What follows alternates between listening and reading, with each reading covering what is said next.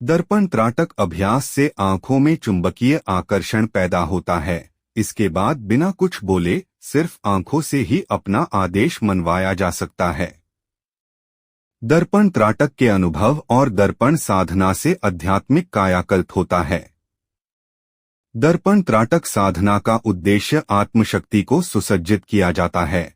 साहस और कौशल प्राप्त करने के लिए विभिन्न अध्यात्म साधनाएं की जाती हैं। दर्पण साधना का उद्देश्य भी आध्यात्मिक शक्ति को जागृत करना है। आइए जानें, आत्मसत्ता को साधने में दर्पण की भूमिका महत्वपूर्ण है। वैसे तो चेहरे के सौंदर्य को निखारने के लिए आप आईने की मदद तो लेते ही होंगे, लेकिन क्या कभी आध्यात्मिक कायाकल्प के लिए भी दर्पण का प्रयोग किया? शायद आपको यकीन ना हो, लेकिन दर्पण की सहायता से आध्यात्मिक कायाकल्प भी किया जा सकता है।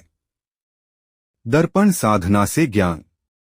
मान्यता है कि साधना के अलावा उपासना, योग जैसे उपायों से आत्म सुसज्जित किया जाए तो साधारण मनुष्य से महापुरुष, ऋषि, देवता बन सकता है। आत्म विस्तार के लिए लगातार अभ्यास, साधना और समर्पण जरूरी है। दर्पण साधना के बारे में मान्यता है कि इस विधि का लगातार अभ्यास से आत्मा का प्रतिबिंब देखा जा सकता है, क्योंकि आईने में सच्ची तस्वीर ही झलकती है। दर्पण साधना की गिनती उच्चस्तरीय साधना में की जाती है।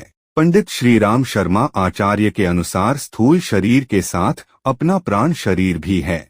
इसे इथरिक डबल या छाया पुरुष भी कहते हैं। यह स्थूल शरीर की अपेक्षा अधिक क्षमता संपन्न होता है।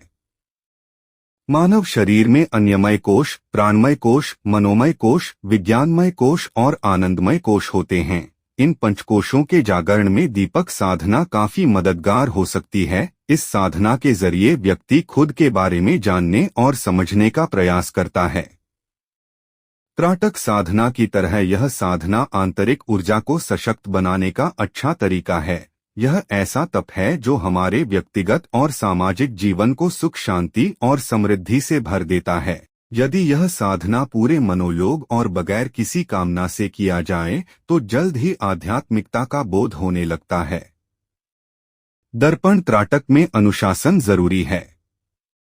इसकी साधना के दौरान मौन और एकांत रहना आवश्यक है। साथ ही साधना काल में भोजन सात्विक और पचने वाला होना चाहिए। इसमें मानसिक जप की संख्या पर कोई प्रतिबंध नहीं होता। संख्या की जगह ध्यान सहित उसकी गहराई और बढ़ाने, लीन भाव से जप करने पर अधिक जोर देना चाहिए। इसके लिए प्रतिदिन करीब 6 घंटे तक समय दिया जा सकता है। यह साधना शुरू करने से पहले विधिवत संकल्प लिया जाना चाहिए। दर्पण साधना कैसे करें? दर्पण इतना बड़ा होना चाहिए कि सिर से कमर तक का हिस्सा उसमें स्पष्ट दिखाई दे। उसे अपने सामने इस प्रकार रखें कि बैठने पर सिर से कमर तक आपको ठीक तरह से आईने में दिखाई पड़े। साधना स्थल पर बैठने के बाद अपने प्रतिबिंब को कुछ समय तक गौर से देखें। सबसे पहले शरीर के महत्वपूर्ण अंगों को अच्छी तरह से देखें, फिर अपने प्रतिबिंब का स्थूल शरीर के चारों ओर एक तेज देखने का प्रयास करें। फिर आंखें बंद करके अपने शरीर के चारों ओर तेज अनुभव करने का प्रयास करें। यह क्रम कुछ समय तक दोहराते रहें। दर्पण साधना मंत्र। इस दौरान गायत्री मंत्र या कोई अन्य मंत्र का मन ही मन जप करना बेहतर होगा। भावना। भाव करें कि साधना के प्रभाव से प्राण शरीर की क्षमता लगातार बढ़ती चली जा रही है। विचार करें कि इस स्थूल शरीर के साथ जुड़ी हुई जो चेतना है वह बड़ी सामर्थ्यवान एवं अंतर्यामी है। वह हमारे अंदर की सारी कमियों और विशेषताओं को जानती है। कमियों को दूर करने तथा छुपी हुई शक्ति को जगाने में समर्थ है। हम अभी तक अपने अंतर चेतना में ध्यान नहीं देते रहे हैं। बाहरी दुनिया की ओर ही हमारा विशेष झुकाव रहा है, इसलिए वह हमसे अप्रसन्न है। यदि आत्मचेतना को जागृत किया जाए तो वह हमारे जीवन को क्या से क्या बना सकता है। इसके अभ्यास से आंखों में चुंबकीय आकर्षण पैदा होता है।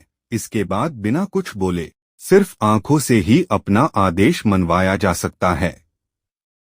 दर्पण त्राटक करने से पहले सही जानकारी लेना और गुरु की अनुमति की ज्यादा जरूरत है। बिना गुरु के अभ्यास करने से नेगेटिव एनर्जी को आकर्षित करने एवं पारलौकिक शक्ति का अनुभव करने का खतरा बढ़ सकता है। वीडियो में दी गई जानकारी आपको कैसी लगी कमेंट के माध्यम से बताएं। वीडियो को लाइक और चैनल को सब्सक्राइब करें।